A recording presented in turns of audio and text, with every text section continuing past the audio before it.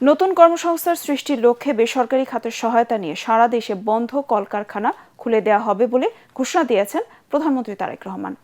জলাবদ্ধতা নিরসনে সিলেট সিটি কর্পোরেশনের নেয়া প্রকল্পের ভিত্তিপ্রস্তর স্থাপনে তিনি ঘোষণা দেন।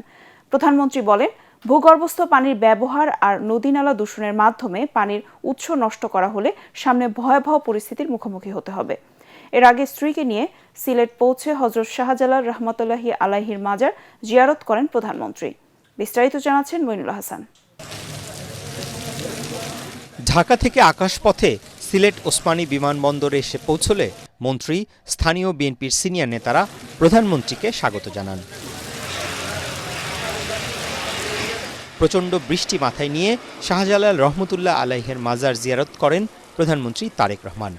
এ সময় স্ত্রী ডাক্তার জুবাইদা রহমান প্রধানমন্ত্রীর সাথে ছিলেন। সফরসঙ্গী মন্ত্রী দলের নেতাদের নিয়ে মাজার প্রাঙ্গণে দেশ ও জাতির কল্যাণে মুনাজাতে অংশ নেন সরকার প্রধান। সেখান থেকে বৈরী আবহাওয়ার মধ্যে শহরের চাঁদনী ঘাটে সুরমা নদীর সৌন্দর্য বর্ধন, বন্যা প্রতিরোধ অবকাঠামো নির্মাণ প্রকল্পের ভিত্তিপ্রস্তর স্থাপন করেন প্রধানমন্ত্রী তারেক রহমান। সেখানে সরকার প্রধানকে প্রকল্পের নানা দিক অবহিত করা হয়। পরে সিলেট সিটি কর্পোরেশনে সুধী সমাবেশে যোগ দেন তিনি। বক্তব্যে সিলেটের উন্নয়নে সরকারের নানা পরিকল্পনার কথা তুলে ধরেন প্রধানমন্ত্রী। ঢাকা সিলেট বা সিলেট ঢাকা রেল ব্যবস্থা উন্নতি হচ্ছে। আমরা চেষ্টা করছি এই ব্যাপারে ইনশাআল্লাহ ডাবল লাইন কিভাবে করা যায়, ডাবল লাইনের মাধ্যমে এই সমস্যাটার সমাধান করা যায়, দ্রুততর করা যায়। সিলেট মেডিকেল কলেজের অধীনে 250 শয্যার একটি হাসপাতাল, এই হাসপাতালটি আমরা চেষ্টা করছি এক্সপ্যান্ড করে 1200 শয্যার একটি হাসপাতালে নিতে আমরা ইনশাআল্লাহ চেষ্টা করব, আমাদের পরিকল্পনার মধ্যে রয়েছে। পলিথিন ব্যবহারে সচেতন হওয়ার আহ্বান জানিয়ে তারেক রহমান বলেন, ভবিষ্যতের কথা মাথায় রেখে পানির উৎসগুলোকে দখল দূষণ থেকে রক্ষা করতে হবে।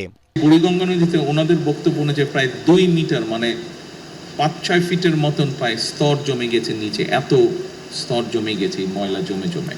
এইভাবে যদি সবগুলো নদী বিষাক্ত হতে থাকে তাহলে একটা অসম্ভব ভয়াবহ পরিস্থিতিকে আমরা সকলে ধাবিত হচ্ছি। কাজেই এই বিষয়ে আমাদের মানুষকে সচেতন করতে হবে। প্রধানমন্ত্রী জানান, নতুন কর্মসংস্থান সৃষ্টির মাধ্যমে বেকারত্ব দূর করতে সরকার বন্ধ কলকারখানা চালু করতে যাচ্ছে।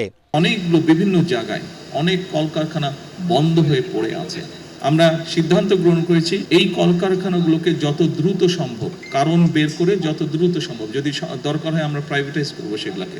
যারা এগুলো চালাতে আগ্রহী তাদের কাছে আমরা হ্যান্ড ওভার করবো। সেখান থেকে সিলেট সদর উপজেলার কাশীপুর ইউনিয়নে গিয়ে বাইশা নদী পুনর্খনন কর্মসূচির উদ্বোধন করেন প্রধানমন্ত্রী তারেক রহমান।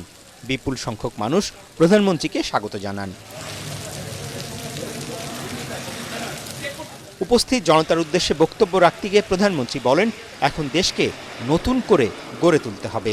আপনারা যদি আমাদের পাশে থাকেন ইনশাআল্লাহ বাংলাদেশকে আমরা ইনশাআল্লাহ সামনের দিকে এগিয়ে নিয়ে যাব। বাংলাদেশকে অন্য যেগুলো উন্নত দেশ আছে তাদের পাশাপাশি ইনশাআল্লাহ আমরা দাঁড় করাতে সক্ষম হব। এ সময় জানানো হয়, এই খাল পুনর্খননের মাধ্যমে 2.25 লাখ কৃষক সরাসরি উপকৃত হবেন। মইনুল হাসান, ATN বাংলা।